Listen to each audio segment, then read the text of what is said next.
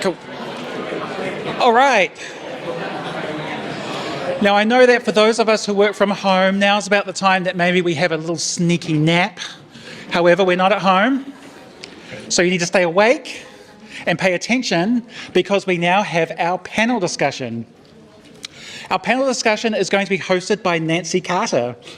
Nancy is another organiser of this conference and works for Velocity Limited as the QA manager. Let's give it up for Nancy.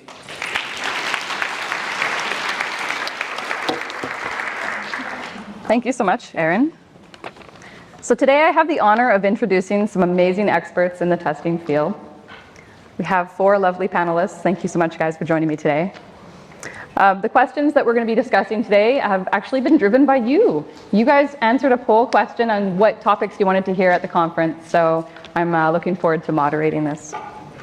Okay, let me do the introductions. So first we have Mike. Mike Talks first learned to program in 1982, going on to learn how to test 5 minutes later when they hit run. They are a technical product owner for testing at Tab New Zealand, where they work to create strategy and help people develop in their careers. Mike was a contributor and reviewer for Lisa Crispin and Janet Gregory's book, More Agile Testing, as well as having their own book, How to Test, available on LeanPub for free. Check it out, guys. Justine Denise started her career in IT 25 years ago as a business analyst for IBM. Recognizing the opportunities and variety that testing can provide, she moved into the QA space and spent 10 years delivering projects across various industries. She joined Assurity in 2012 as a senior test consultant, and in 2014, she got the opportunity to join the Assurity leadership team as a practice manager for testing. She has since held various roles, including people leadership, and now head of the client delivery engagement team. Justine is a passionate advocate for all things testing and the opportunities a career in testing can bring. Venkat Raganathan is part of the leadership team at Fire and Emergency, working as a practice manager, testing and assurance. Venkat has worked across India, Canada, shout out to Canada, I'm from Canada, and now calls the coolest capital in the world, Wellington, his home. Venkat has been in the software industry for over 18 years and in the industry of testing for over 12 years. Venkat has worked for a number of organizations across the world, helping them reboot and optimize their quality and testing management functions and capabilities. He is particularly known for setting up test capabilities and practices from scratch. Venkat is always on the lookout for emerging technologies, tools, and trends. He tries to keep up with the constant changing tech landscape. He does not shy away from getting his hands dirty from time to time because he believes it is important for leaders to get an understanding of the underlying tech process and people capability to be able to successfully enable and create high-performing teams that deliver value. Venkat is extremely passionate about people management and of late has been exploring effective leadership techniques and practices in pursuit of that magic secret ingredient. Manil Kapoor has been working in the testing industry for more than a decade and a half. He has worked with multiple clients in India and New Zealand across multiple testing stacks. His motto is, if there is no pain in your job, then there is no gain. Obviously talking about technical pain. Outside work, he works as a test automation trainer with Industry Connect, training and mentoring folks towards their dream careers in testing. He's also the co-organizer of the biggest testing meetup group across NZ, which is the Ministry of Testing. Everybody give it up for the panelists.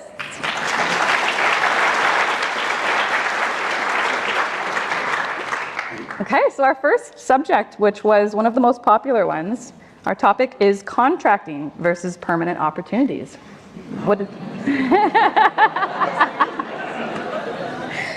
The market pre and post COVID. So with the market being a bit crazy and companies wanting to hire talent within New Zealand and the borders not yet being opened up or the visa opportunities not yet available for all, what does the market look like for contracting opportunities compared to prior COVID? Mike, do you want to kick us off? Well, just on the general subject of contracting, I've actually been a contractor myself about 10 years ago and actually worked as a manager bringing in contracting resources as well. Talking more generally about what it's like as a contractor. I can see definitely that there's a appeal to it. I think with a lot of people going through what they did in the last 2 years as a permanent, it was a very a lot of people back in 2020 were really concerned about their jobs.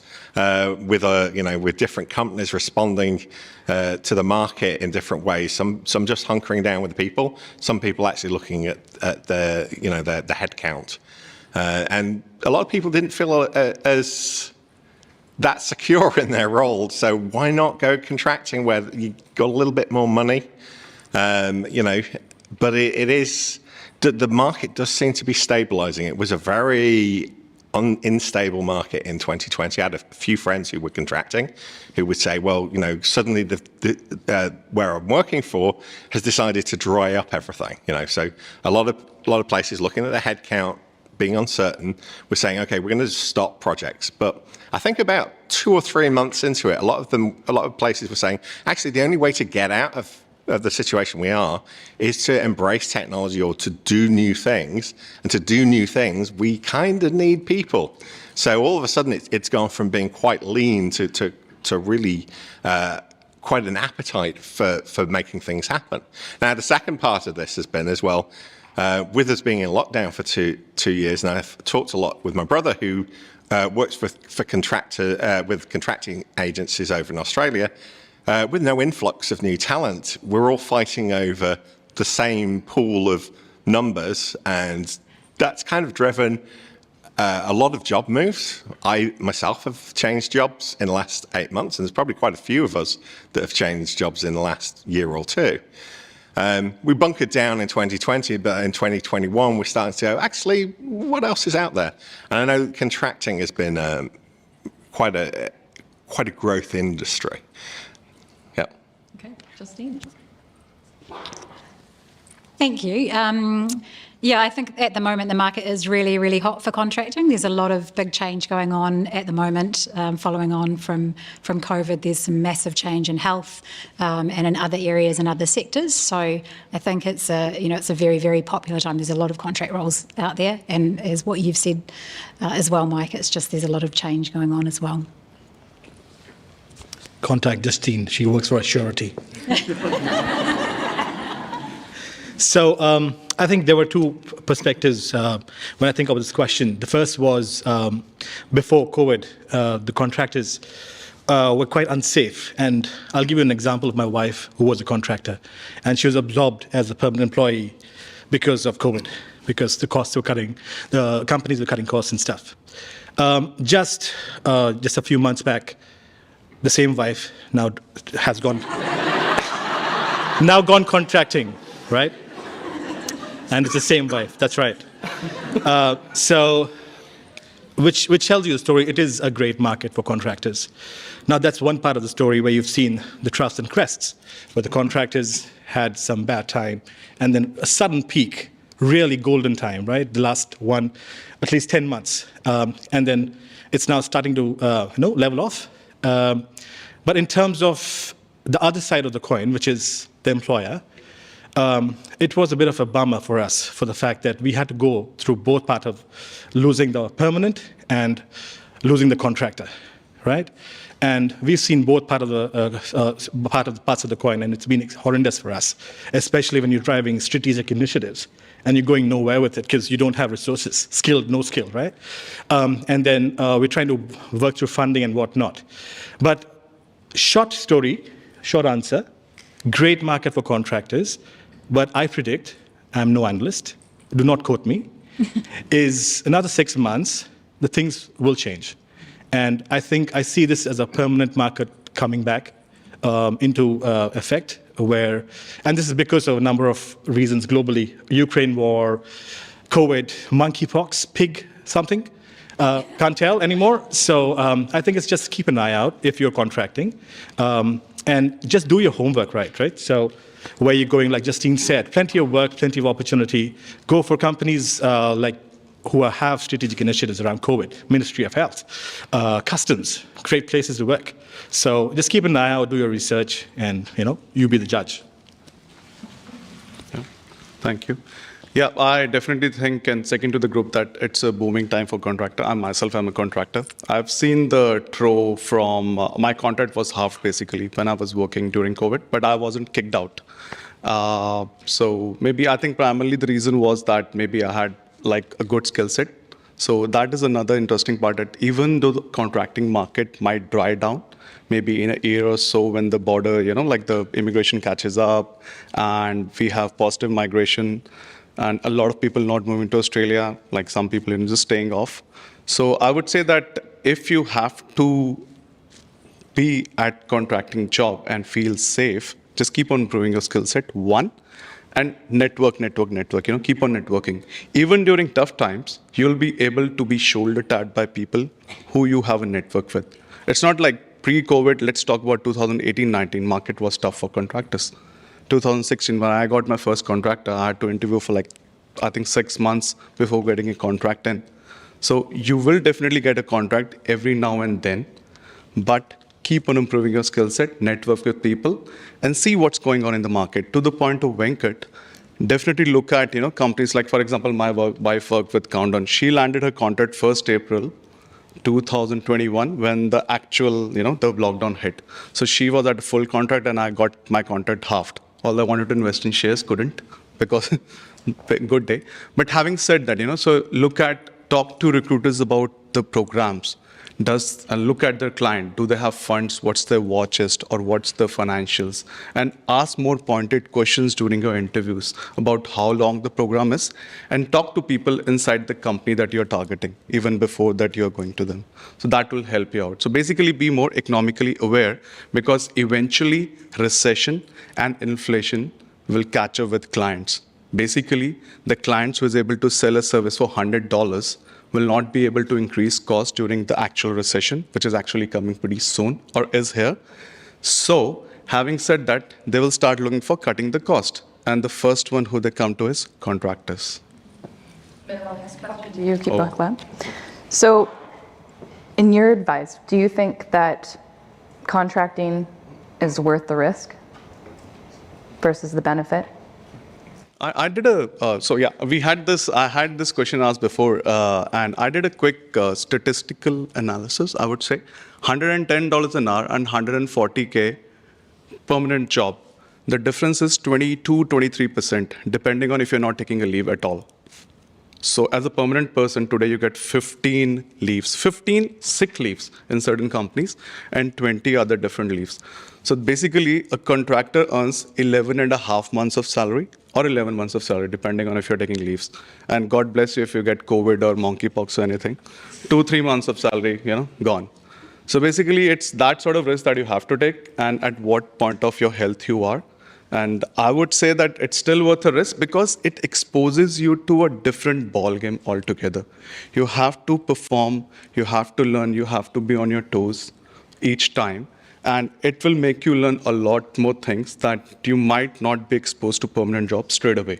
But having said that, permanent job gives you a nice parallel paradigm and you have your skin in the game, which means that you have a nice level to, go from a test analyst to a senior test analyst to a lead to a manager, which contracting unfortunately doesn't provide you.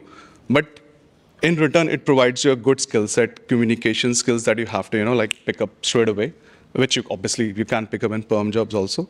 But I feel like it's a risk that you should take if you have the guts, and you should have the guts to take it, once in your lifetime. And this is the best time to do it, when employers are really nice. Thank you, Manu. Make hay while the sun shines. That's probably the takeaway. And I would concur to a large degree. So again, going back to the same wife example, that's only because I love her so much, when this happened, when COVID happened, right? The risk is innate and it's quite implicit to contractors. It's cost versus risk, right? And depends on your financial goals and what you want in terms of how soon you want it. So we had a goal to get certain things and financial obligations for credit cards, I think it was. Just kidding. But the driver is your financial obligations and your objectives. So when we, back in the days, my wife was contracting, COVID hit. The skills, like Manal said, enabled her to make that negotiation with the employer and get a good package, right? Which was not as great as contracting, but it was still nominally better than the market. So that's an opportunity that you have, which is padded. If you have the skills, you will fall back on sort of a rosy bed, if not with the thorns covered. So just keep an eye out. How, in terms of risk and timelines, I think, like I earlier said, 6 months is what I'm thinking to probably 8 months, where it will level out, and with the immigrations, the laws and the policies changing and people coming in, it will be a different playing field. So you've got some time, so get onto it. Thank you.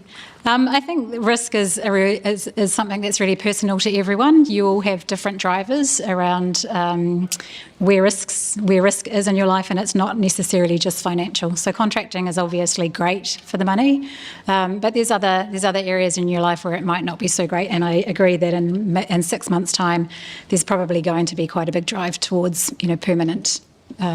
permanent roles over contracting. So you've got to think about that fact. Can you take on that risk of doing that?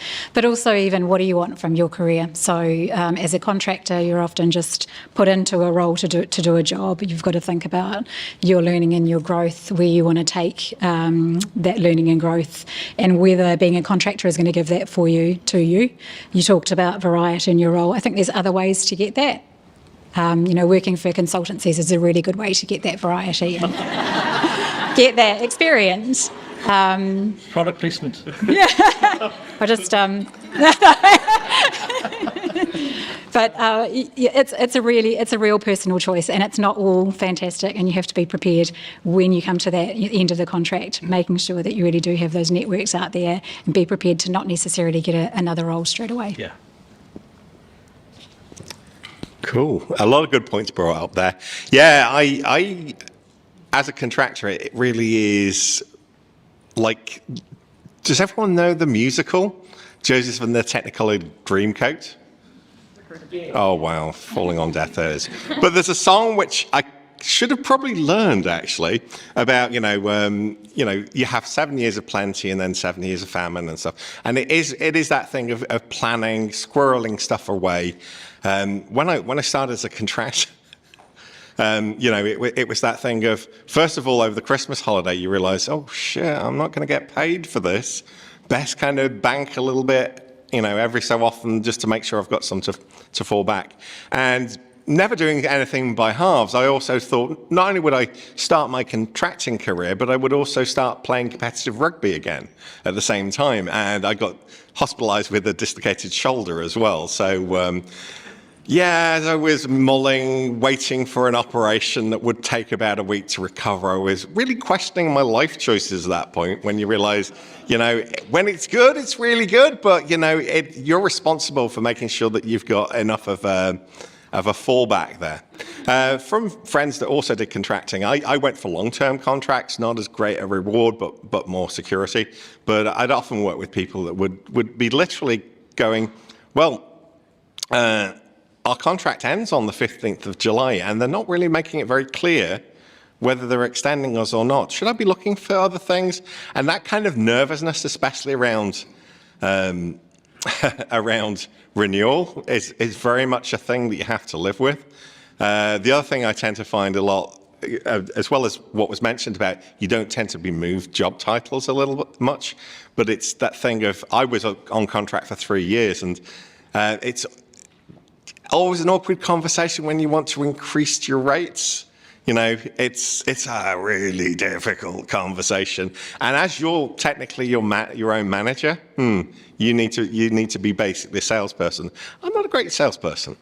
And finally, there's a lot of admin overhead in it as well. So when you were asking me for stories, I said, well, 1 month I forgot to pay myself because I got months mixed up, and I thought I didn't get paid. I had to work a month in hand before I could get paid. And someone looked through my books and went, "Why haven't you paid yourself for a month?" I said, "That's why the bank's phoning me up saying, you need to extend your overdraft." Absolutely. Don't do that. Technically, that means I was my own worst manager. So technically, yeah, great. Thanks, Mike. So how many years of experience do you think a person needs before they can feel confident to go into contracting? I'll start with you, Mike. Well, it really brings up the point that, once you're in contracting, you're in a relatively static position, and it's very difficult to move up. So it helps to be in a senior tester position if that's what you're very comfortable.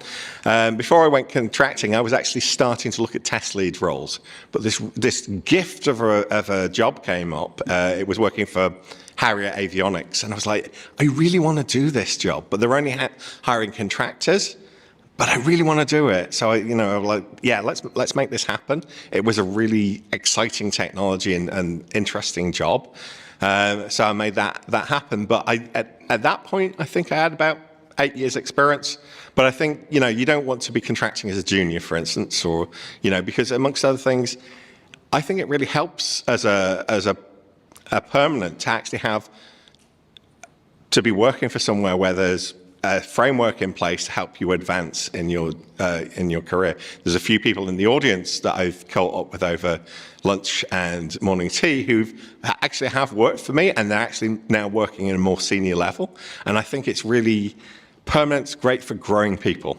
Contracting is great when you feel I feel I've got enough skills and I'm just ready to go into the market as I am. I don't necessarily know that it's about years experience. I think you might have 10 years experience, but if you've always worked in the same company, you may not have experienced the variety that you need as a contractor. I think as a contractor, you need to be really adaptable. You need to be able to go into any kind of client and be able to pick up and just go with what they've got. If you've come from somewhere really, really structured and you go into somewhere that's quite chaotic, you need to be confident in doing that. So I think it's probably more about having that variety under your belt, maybe having done BAU as well as project work, so that and you feel confident in yourself that you can go in and that you can thrive in that environment. As a contractor, you don't have people supporting you, you don't have bosses telling you you're doing a good job, so you've got to be able to tell yourself you're doing a good job. Hey, we support our contractors, Justine. Yeah, I think it's a very subjective question. I think hard to answer, but I think a mix of both of what you said. Depends on what kind of role you're looking for and the environment you're going into. So it could be chaotic, or could be mostly chaotic, and you don't know what you're doing and what you're supposed to do on the day one. So I think it's what I look for in a contractor is the aptitude and the attitude. Those two things. The attitude is the big driver for me. So STA, senior test analysts, look 5-6 years. Test manager, 8-10 years. It's probably the industry standard, right? Tester, now, you just started testing 2 years. How long? It'll all depend on the kind of exposure you've had. So if you worked in Olga's team for a year, I think you'll probably have a high sellability, only because of the fact that you've had exposure to this amazing tech stack, right? And the fact that you're able to go and use this and utilize this. Even if you did not do much, you understand that. I think that's a good driver for you to go ahead and sell yourself. So I think it's the sort of project you come back from also, right? So I think it's a mix and match of a lot of scenarios, but I think it's all about that attitude and skill of how you present and sell yourself, I guess. Yeah, it's a tough one, to be frank. I would say that, as Venkat pointed out, if you have good skill sets and you feel that, first of all, if somebody has taken out the option of a junior test analyst contracting, worth a try. Why not a try? But having said that, say you have experience in the industry, you work with few clients, 2-3 years, 5 years, whatever. First time contracting, it looks nice when the paycheck comes in. You see, oh wow, Or the taxes 60% increase. Wow. But having said that, there are a lot of, think of yourself as a person who is like a junior boxer. You'll start getting more and more punches eventually. You'll get financial punches. You have to do budgeting. You have to, like for me, my wife tells me, save 6 months of your salary if you're a contractor working initially, first time as a contractor, because you never know, you might not get a job for next 6 months. So that's something that you have to keep in your head.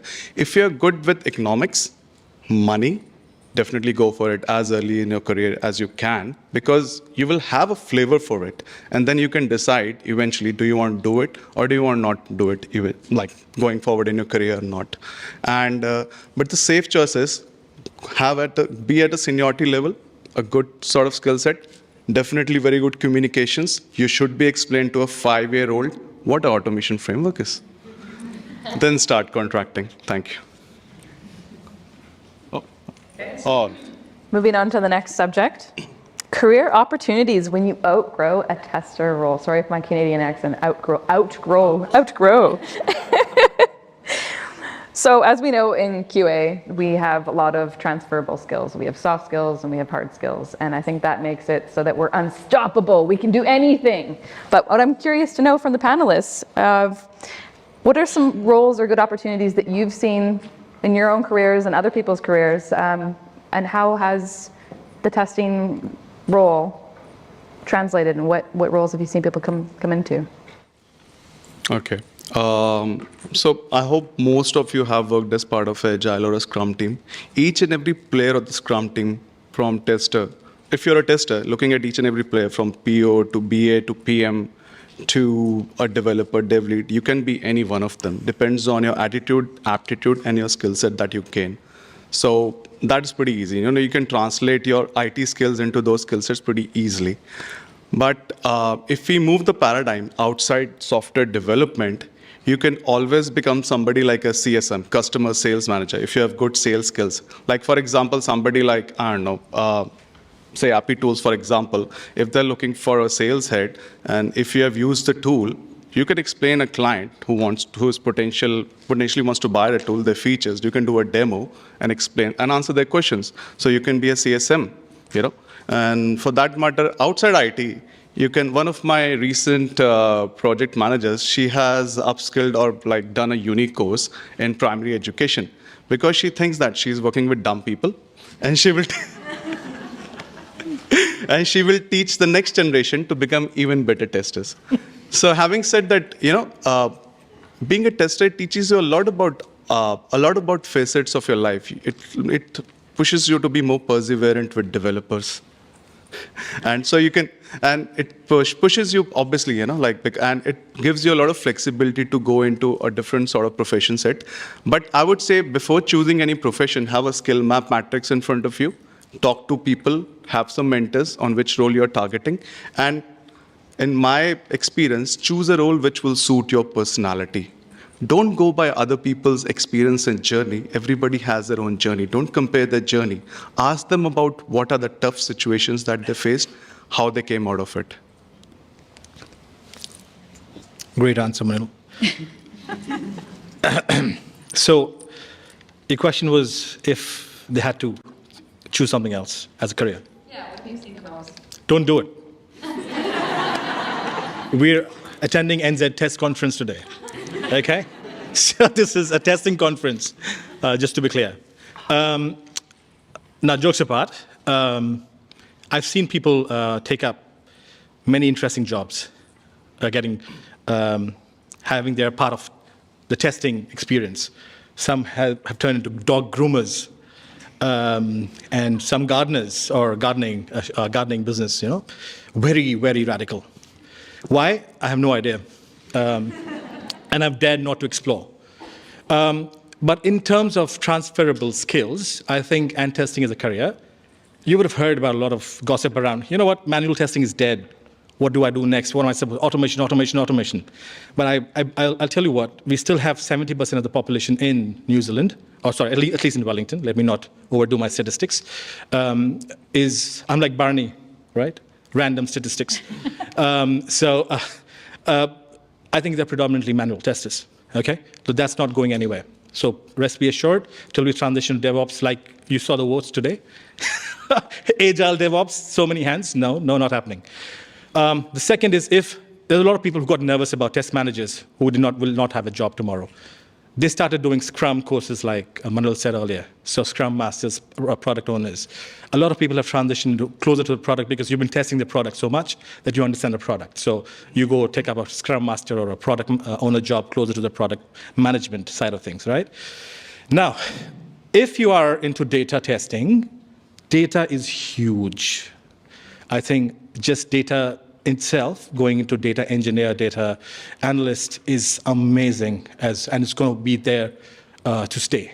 So data is my bet for you guys if you want to transition somewhere else and stay in IT, pick up data, okay? It's nice, it's logical.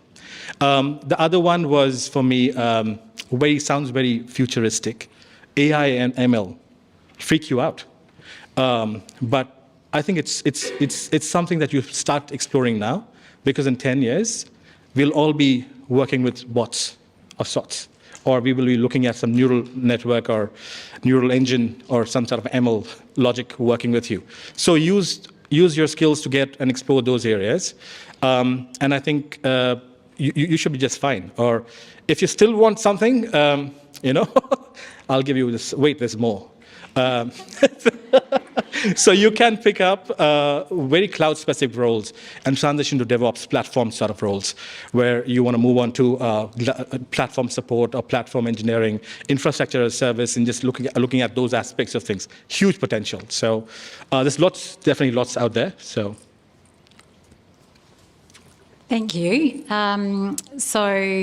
My role is no longer in testing. I haven't tested in over 8 years now, and I still call myself a tester. I think it's the best career in the world, and I tell everyone, I tell my kids to do it. They don't want to. They don't want to be an old office lady like me, but hey, that's okay. They'll do something, hopefully still testing related. I think the skills that we have as testers are so transferable. We can look in any area, whether it's leadership, whether it's technical skills, organisational skills, communication skills. What we do as testers just covers the full spectrum. What I would suggest if you are considering what you do beyond testing is really look at the organisations that you're working with, look at the people and the jobs, think about what you do in your job, what are the aspects that you really love the most? Is it the technical side? Is it the convincing the developer that what you found is actually a defect or a bug? Don't ask me about that one. I didn't see that. If it's the influencing skills, then look at jobs that are related to that. But I just think what we do has so many foundational skills that you can really take your careers anywhere.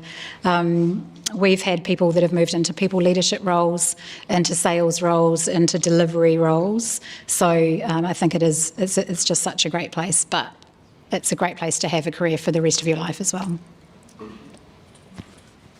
Hello. Well, I've actually got a question to ask to the audience, just with a bit of participation, because I think some of this is already happening and you might just not be aware of it. So, to me, one of the biggest game changers over the last 20 years is working in agile teams. How many people here are working in agile teams right now? That's most of you. So in the last sprint, maybe a sprint or two, did any of you do any kind of work within that sprint which you feel was perhaps a little bit outside of a pure testing role? Put your hands up. Oh, a few hands. You see, it's happening. And that's the thing. Agile really pushes us not just to be just pure testers, but to be generalists. So getting involved in story elaboration, the kind of things that you expect of a business analyst. 2 years ago, I actually got pulled into a project, not that needed a tester, but needed a BA. And it's like, well, you work with requirements, you must know how to write a requirement, right? I've also worked as a Scrum Master. I have an ex-tester who now works as a product manager. Analytics, as was mentioned, is a big one because often, for instance, when you want to work out what kind of browsers, what kind of mobile phones should we be testing? You get in there, you look at things that people are doing, how customers are behaving, and all that kind of thing kind of gives you a background in, I know how to write a requirement, I know how to lead a team, I know how to do analysis. So all these things, it gives you kind of opportunities to take on something initially only a little bit, but then potentially more. And you should all really be having conversations with your people leaders, usually wonderful people like myself, and saying, I really enjoyed doing that analytics job. Can I do more of it? How do I do more of it? What training do I need? What opportunity is there within this organization? So that's a few ways that moves away from becoming like a pure manual tester to a multi-skilled generalist. Okay, so we've heard about, different roles within the software industry. Just real quick, let's sneak this question in. Have you guys seen anybody move completely out of the software industry into the real world? Real world, you know what I mean? The digital world, out of the digital world. Unfortunately, yes. I mean, I think it's that thing of having been in the industry for 25 years. Burnout has definitely been a thing where I think people's experience in IT can be very checkered. There are a lot of really great companies, but there's a few that just burn people out. And I've got a friend who's currently going to start next week. They've gone from being a product manager company in Auckland, and they're going to start living in a van and do ear piercings and tattoos. So but they're really happy about it. They really just need a change of pace at this minute. And that seems to be something that they're happy with. I've known people that moved into making and marketing soap, and they've done a very good job with that back in the UK. Yeah, they're the two that are coming to mind so far. Denise? So we had someone that worked for us, went through our graduate program and was a test analyst with us. They're now one of the founders of Mevo, which is the car ride-sharing organisation. That all came about through doing innovation and accelerators through testing, and they found their passion in coming up with new ideas for new businesses, and now they're running one of the most successful businesses in Wellington. We also have someone who is working for Predator Free New Zealand now, and they're doing helping to weed and get rid of predators and do all those sorts of things as well. So yeah, those are some quite different things. Thank you, Justine. I think I've given some examples before, so I won't repeat them, but just adding two more that comes to my mind is just like Justine mentioned, a few of my peers, they've done their own startup and started their own thing, who were purely in testing, and I think they've taken that experience, just not testing, there's a whole software development life cycle, agile, business analysis, pick everything that they've picked up across 10 or 15 years of their career, and they've started their own companies, and they're doing pretty well. So that's one case study that I remember. The second one is where I've seen my peers actually quit IT and go do higher studies, management, or some masters in something else, and they picked up very different careers after that, as weird as or as different as investment banking and whatnot. So Yeah, I think the two top that come to mind is so one of my mates, he became a real estate agent, pretty successful one, being in IT for 5 years. He was not an automation tester though. And the other one, he went into recruitment, and then he went back in UK and opened up his own recruitment company. So I think, yeah, those are the two examples that come to mind. And maybe IT helped them, or maybe IT was bulb for them, I don't think I belong here, something. And maybe, good for them. Yeah, that's me. Thank you. The very last question. What value or impact do you feel this conference will give all of the lovely attendees here today? Can I answer it last? Value. It's about keeping your mind open when you come to a conference like these. You'll get a lot of technical things thrown at you, a lot of chats thrown at you. It's up to you what you want to apply and what you want to go back and experiment with. So I would say that first thing, definitely go back and try a few stuff and tips that you have taken up from here, and start thinking about your career. Not depress yourself, but just think about it and where you want to go. And definitely network with folks who can help you going forward.